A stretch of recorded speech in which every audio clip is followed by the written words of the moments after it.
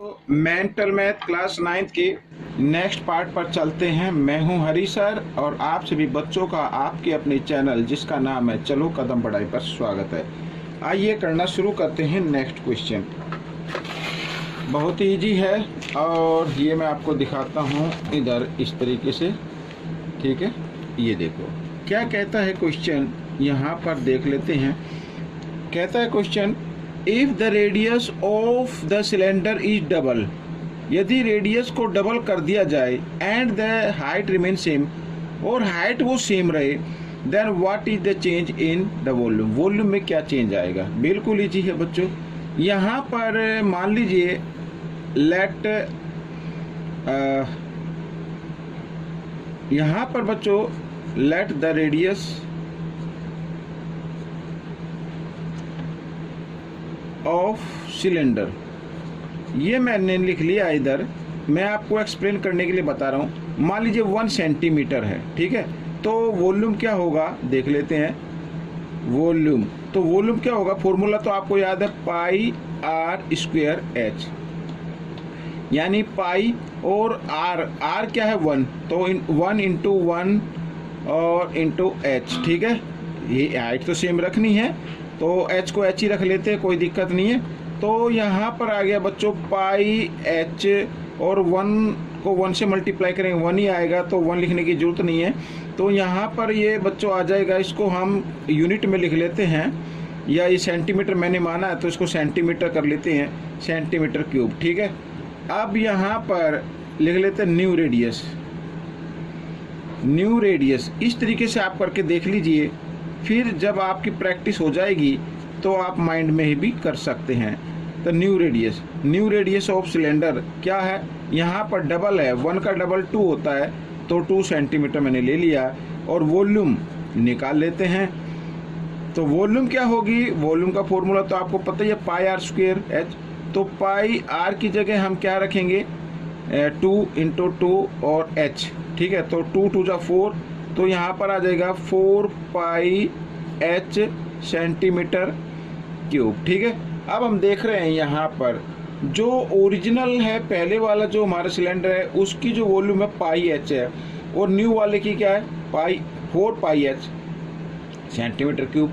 तो कहने का मतलब ये 4 टाइम्स हो गया, ठीक है। तो इसमें लिखा है what is the change the volume, तो यहाँ पर लिख लेते हैं द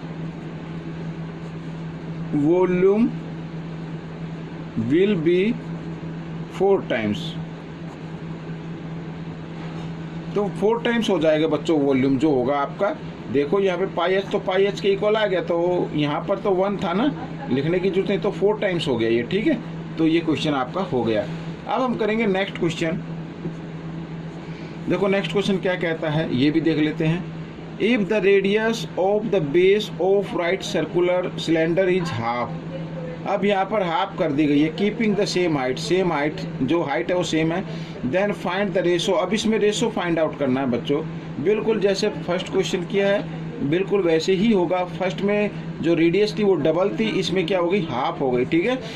तो अब रेशो में फाइंड आउट करना है, तो यहाँ पर कर लेते हैं लेट द ओरिजिनल ले लेते हैं पहले, ओरिजिनल सिलेंडर, ठीक है, इस तरीके से। तो लेट द ओरिजिनल, सॉरी यहाँ पर रेडियस लिखना मैं भूल गया, ये रेडियस लिख लेता हूँ। Let the radius of original cylinder, तो क्या होगी, यहाँ पर 1 मान लेते हैं, और वॉल्यूम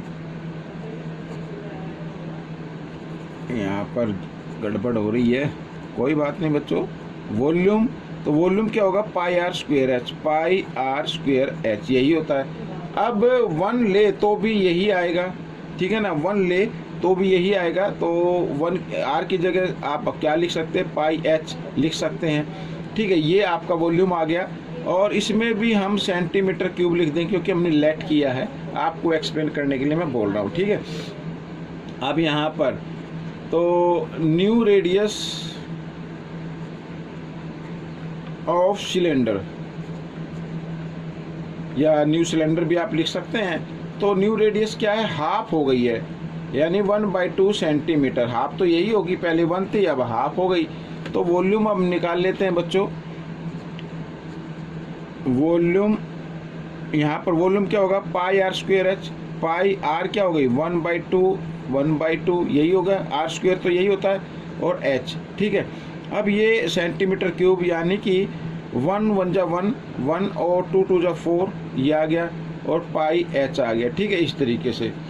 तो अब हमें क्या निकालना है, रेशो निकालना है किसका। अब यहाँ पर ध्यान से रीड करना है। पहले लिखा न्यू सिलेंडर, तो न्यू सिलेंडर का रेशो आपको यहाँ पे लिख लेता हूँ, न्यू सिलेंडर, ताकि आपको कोई भी दिक्कत ना आए। तो पहले न्यू सिलेंडर लिखा तो न्यू, और बाद में ओरिजिनल लिखा तो ओरिजिनल को हम यहाँ पर लिख लेते हैं रेशो में। ठीक है ना, तो आपको सिर्फ समझाने के लिए मैं इस तरीके से कर रहा हूँ। ओरिजिनल सिलेंडर, तो यहाँ पर देखो न्यू सिलेंडर का जो वॉल्यूम है 1/4 और पाई एच ही आया है, और ओरिजिनल का क्या है बच्चों, यहाँ पर ये है पाई एच। अब 1 लिखने की जरूरत ही नहीं है। ठीक है, तो पाई एच से पाई एच काट दीजिए, ये 1 और ये जो 4 है ना, ये नीचे आ जाएगा इस तरीके से। ठीक है, तो 1/4 ये आपका क्या होगा, रेशो हो जाएगा। तो इस तरीके से ये क्वेश्चन सोल्व हो गया। जब आप प्रैक्टिस करेंगे तो आप माइंड में भी इसको सोल्व कर सकते हैं। आइए करना शुरू करते हैं। देखो बच्चों, कुछ क्वेश्चन की शॉर्ट ट्रिक होती है, कुछ माइंड से ही सोल्व किए जाते हैं और उन्हीं को ही बोल देते शॉर्ट ट्रिक। ठीक है, तो आप माइंड में कीजिए। आगे देखो, एक कॉपर स्फीयर ऑफ रेडियस, एक कॉपर का स्फीयर है, ऐसे कोई गोला है। ठीक है, स्फीयर है, रेडियस है 3 सेंटीमीटर, इज बीटन। अब इसको बीट किया गया है and draw into a wire, और वायर में इसको ऐसे कन्वर्ट कर दिया गया है, जिसका diameter 0.6 centimetre. Find the length of wire, और वायर की लेंथ हमें फाइंड आउट करनी है, यानी एच हमें फाइंड आउट करनी है। अब आपको एक चीज़ ध्यान देनी है, जो वॉल्यूम यानी जितना कॉपर स्फीयर में होगा, 1 मिनट बच्चों, यहाँ पर ये थोड़ा सा गिर गया है, मैं इसको ठीक कर लेता हूँ। ये देखो, हाँ, तो मैं क्या कह रहा था कि जितना कॉपर स्फीयर में लगा हुआ है उसी कॉपर का ये वायर बना हुआ है। ठीक है, पीट पीट कर बना दिया गया, यानी कि वॉल्यूम दोनों का क्या होगा, इक्वल होगा। तो यहाँ पर हम लिख लेते हैं वॉल्यूम ऑफ वायर, और वायर किस टाइप के है, सिलेंडर टाइप का, गोल होता है ना वायर, तो सिलेंड्रिकल टाइप का हो गया। तो वॉल्यूम ऑफ वायर इक्वल होगा वॉल्यूम ऑफ स्फीयर। तो इस तरीके से आपको ये लिख लेना है। अब यहाँ पर फॉर्मूला क्या होता है, पाई आर स्क्वेयर एच, और यहाँ पर होगा स्फीयर का फॉर्मूला 4/3 पाई आर क्यूब, ये होता है फॉर्मूला। ठीक है, आइए करना शुरू करते हैं। देखो यहाँ पर आप चाहे तो ये पाई से पाई आप काट दीजिए। ठीक है, अब ये एच हमें फाइंड आउट करना है।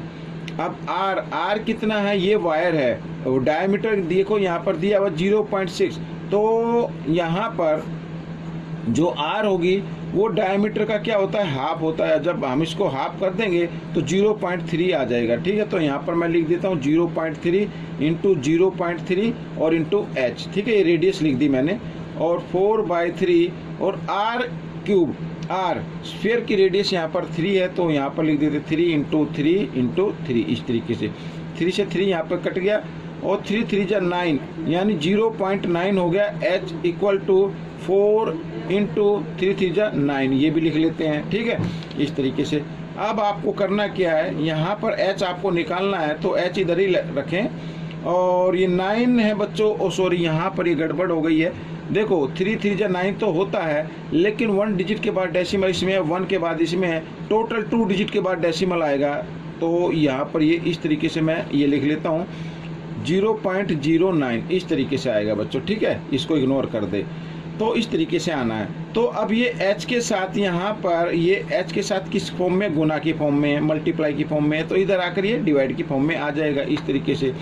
अब क्योंकि इसमें 2 डिजिट के बाद डेसिमल है, तो उसके लिए हम ऊपर 1 लगा के 2 0 लगा देते हैं। ठीक है ना, ये देखो, अगर आपको इस तरीके से ये लिखना पड़े कि इसको फ्रैक्शन में लिखो, तो 9 लिखेंगे, और यहाँ पर डिवाइड का साइन, तो डेसिमल के लिए क्या लगाना है 1, और डेसिमल के बाद 2 डिजिट ऐड हो तो 20 इस तरीके से। लेकिन क्योंकि नीचे आ रहा है डिवाइड में तो ये 100 ऊपर आ जाएगा, ठीक है। 9 से 9 कट गया तो 4 को 100 से मल्टीप्लाई करते 400 सेंटीमीटर, ठीक है। ये वायर की लेंथ आ गई, या आप इसको मीटर में भी लिख सकते हैं, 4 मीटर हो जाएगा, ठीक है। तो ये आपका आंसर बन गया। आइए क्वेश्चन नंबर 34 कर लेते हैं, और ये भी इजी है, कोई ज़्यादा मुश्किल नहीं है। देखो क्या कहता है question, the circumference of the base of 24 metre high wooden solid cone is 44। ये सर्कमफ्रेंस दी हुई है, कौन की दी हुई है बच्चों, यहाँ पर कौन है, ये इस तरीके से ये कौन है, ठीक है ना, ये वाली ये कौन है। तो ये जो देख रहे हैं ना, ये बेस है, सर्कमफ्रेंस है यहाँ पर, तो सर्कमफ्रेंस गिवन है 44। और फॉर्मूला ये देखो, ये क्या है, सर्कल ही तो है, ये नीचे कोन के जो इस ओपन साइड होता है ये क्या होता है, सर्कल टाइप होता है। तो मीन्स सर्कल का जो सर्कमफ्रेंस होती है वही कोन की बेस की सर्कमफ्रेंस मानी जाएगी, ठीक है, क्योंकि ये भी सर्कल है।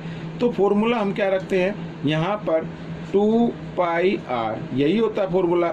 तो हम सबसे पहले r निकाल लेंगे, तो r, तो यहाँ पर 2 इंटू पाई की वैल्यू है 22/7 और r इस तरीके से, तो ये आ गया, ठीक है। अब r निकाल लीजिए, इधर निकाल लेते हैं r, तो 44, अब 22 इंटू 2 44 हो गया, 44 मल्टीप्लाई में इधर आकर ये डिवाइड में आ जाएगा, और जो डिवाइड में वो मल्टीप्लाई में आ जाएगा। तो r आपकी आ गई बच्चों 7 मीटर लगा लेते हैं, क्योंकि मीटर में दिया हुआ, ठीक है, मीटर है। तो अब ये रेडियस आ गई आपकी।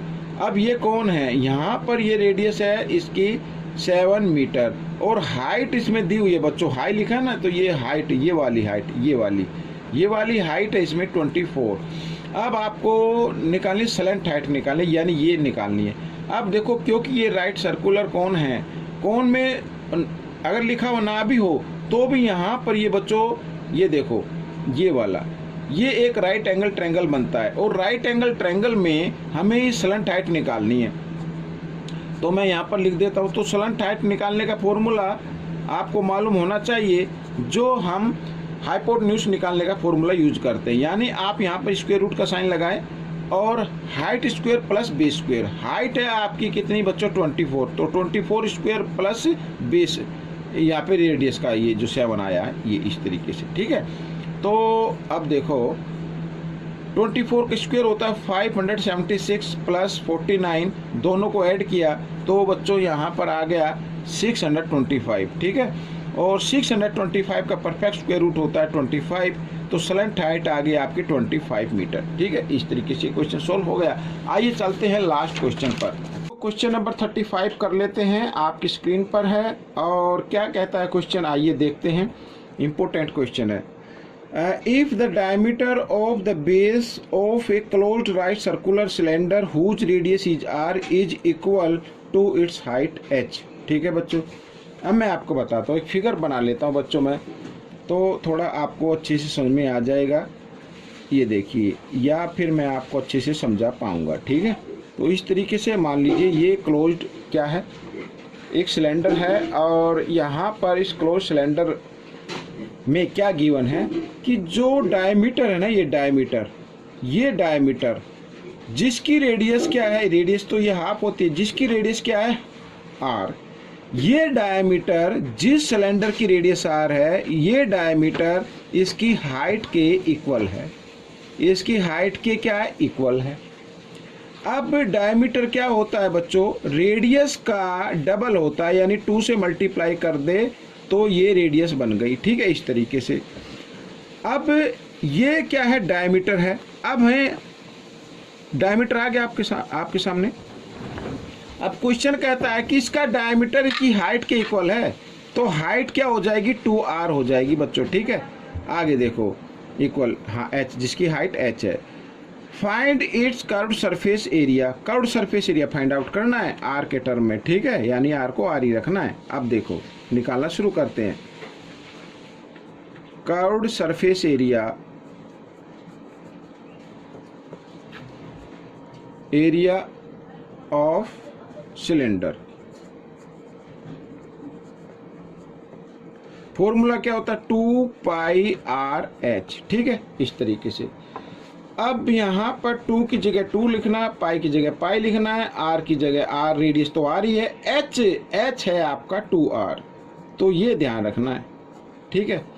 अब देखो 2 को 2 से मल्टीप्लाई किया 4, पाई और r को r से मल्टीप्लाई करेंगे r²। अब यहाँ पर ये आपका आंसर आ गया, क्योंकि इसमें सेंटीमीटर मीटर वगैरह नहीं दिए हुए हैं, तो आप इसको लिख दें यूनिट स्क्वायर, ठीक है। ये आपका आंसर आ गया। एक बार फिर मैं आपको बताना चाहूँगा, ये क्वेश्चन इंपॉर्टेंट है। देखो बच्चों क्या कहता है, देखो ध्यान से रीड करना। If the diameter of the base of A close right circular cylinder, देखो ये अप साइड लो या नीचे बेस लो, एक ही बात होती है सिलेंडर में। तो हुज रेडियस आर, जिसकी रेडियस आर है, is equal to its height, height के इक्वल है, बस इतना ये यहाँ पे ध्यान देना है। तो अगर इसका बेस हमारा क्या है 2r है, ठीक है, तो हाइट भी क्या होगी 2r होगी। तो इस तरीके से ये क्वेश्चन सोल्व करना है, ठीक है बच्चों। तो ये क्वेश्चन आपका सोल्व हो गया है। अब मिलेंगे नेक्स्ट पार्ट में। Till then keep practising and thanks for watching this video.